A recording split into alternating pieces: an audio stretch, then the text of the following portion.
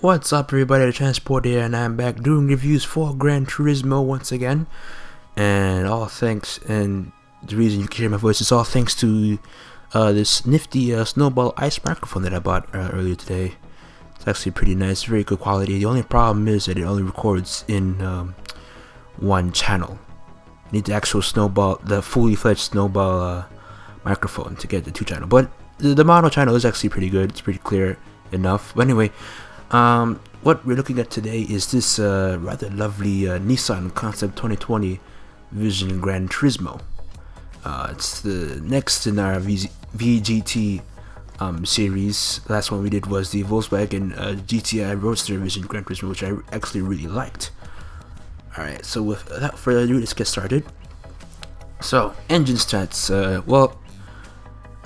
As you're viewing it, even when you win the car, when you beat the seasonal event, when you get the car, the visual stats, the engine stats and the specs are still kept hidden, like it was for the Toyota FT1. No one knows why. Well, obviously Nissan wants to keep everything under wraps, but from hearing the engine and from what GT and Nissan have said, the car features a twin turbo V6 like in the actual GTR, meshed with 3 electric motors. So that's something out of like the Porsche 918 Spider. Looks like the Spider has 2 electric motors instead of 3. Power goes to all 4 wheels via 7-speed dual clutch gearbox. Car does 0 to 60 in 2.3 seconds, which is actually really quick. It's one of the quickest Vision GT cars we've ever seen. Top speed is 221 miles per hour, making one of the fastest we've seen in a while. Acceleration, top notch all the way around. The electric motors of the car add like a tremendous amount of power and torque.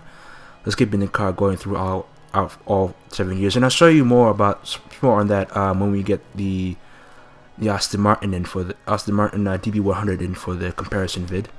That should be up hopefully by tomorrow or so. Handling responsive. The all-wheel drive. Well, since the car is all-wheel drive, it means no excessive oversteer. You don't have to worry about spinning out excessively.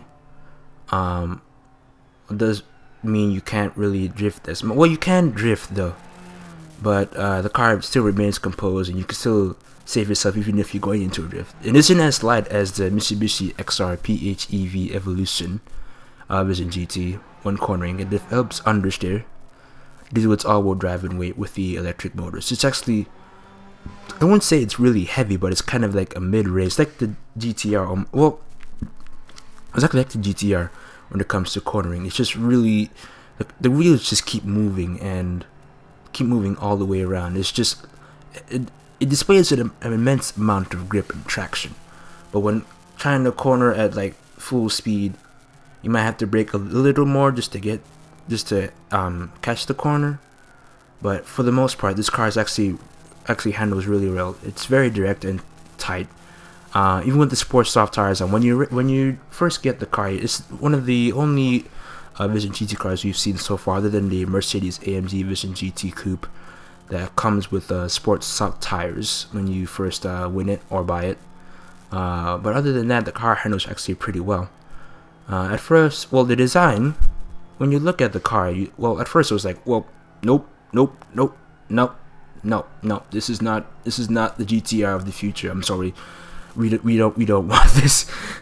But like for strange reasons, it grew on me after like I saw it a couple of times. It's still really futuristic, which is actually dumb because hence the name Concept 2020, meaning that Nissan might build something like this in 6 years. Since it displays the future of the Japanese. It displays the future of the Japanese supercar in Nissan's eyes, based on some Nissan design team in London, and mixed with the ideas from the company itself. But for the most part, it's low, it's wide, it's sleek, it's very aerodynamic.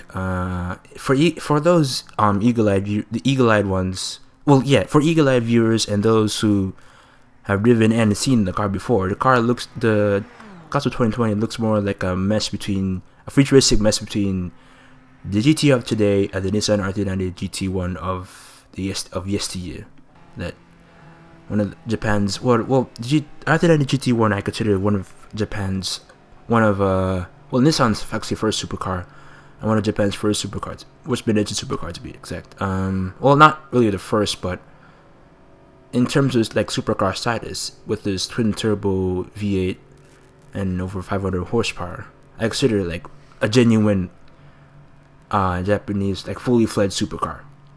Other than that, that's the mess right there. And when we get to more of the design, the carbon wing in the back is actually pretty active. It's actually active, as they note in the preview vid if you've seen it.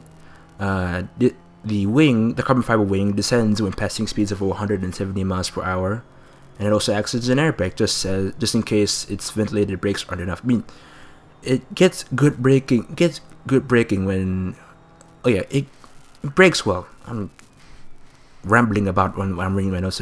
It brakes well when you're exiting or entering corners. And the air brake does help a bit, not as much as like a McLaren 12C, but it does help with the aerodynamics and help with the braking power.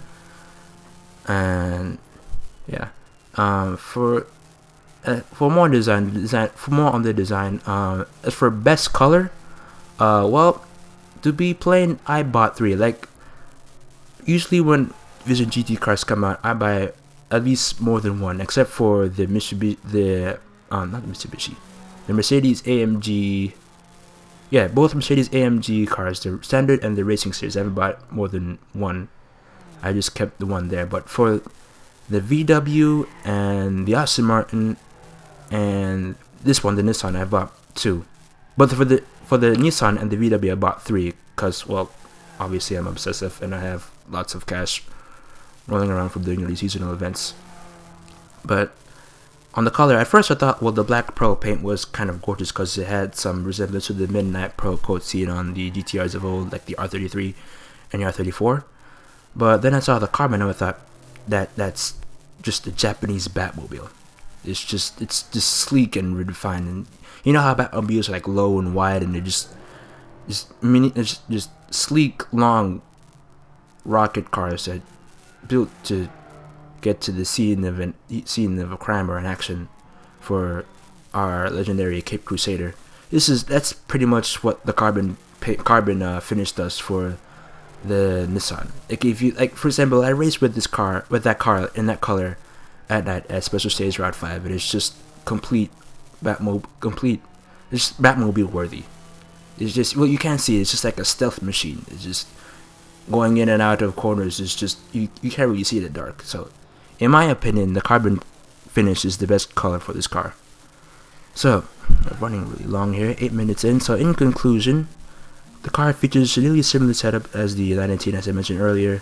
It does 0 to 60 quicker than a Bugatti Veyron, and both cars are fuel efficient despite them having loads of power from the petrol engines. Well, we don't know how much, because for the Toyota FT1, I was able to guess that it had at least 485 to 500 horsepower, since it actually accelerated well. And I could tell that it had like 2 turbos lodged in there. For this one, I'd say it has maybe 600 or more, plus the electric motor. So I don't know how much it has, but definitely has altogether has about over 800. And I'll get to that more on that, but that's just an estimation. But in general, if this is the GTR of the future, the design needs to be a bit more accepting, and that I actually can agree on. I mean, it grew on me, I'll admit it, but there many Godzilla dedicated Godzilla fans are like, well, I still don't like it. I don't really want this to be the GTR of the future, and I can level with them, because I mean, the GTR has changed so much from being like a super tuner, turning like a tuner that you can tune and you can customize to have like over 1,000 horsepower and just demolish any supercar that ever come to challenge you. And the current GTR does that. Rambling again. The current GTR does that as well. You can tune it to have over 1,000 horsepower, and you can have it demolish drag runs and all that stuff. But I mean, they wound up looking a bit more subtle than just a bit wild, you know. The GTR of today has gained some fans, but not a lot of fans. I mean, the people still would like to see the GTR of the old days, the GTR design of the old days, you know. So I mean, all good for them. If all good and well if the GTR does become a fully fledged super hybrid rather than the super tuner. But it has to look the part. It has to look like a genuine Godzilla from the olden days. Because I don't think the Godzilla faithful might be pleased if this turbo hybrid Batmobile becomes like the new GTR in 6 years. I mean, since the name Godzilla 2020, if this is the GTR in 6 years, I mean, all good and well, it becomes a hybrid. It becomes like one of the fastest, one of the craziest Japanese hybrid tuners in the world. And Honda might not have take it to from them if it actually works, but I mean, it has to look the part. Yeah. So that's pretty much it for this long-winded review, and I do apologize if I talk fast. It's kind of my weakness there, my disease that I can't really talking slower than I'm talking now. But I'll train myself.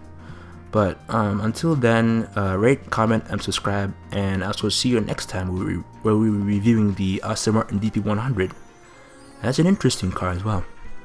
So see you later.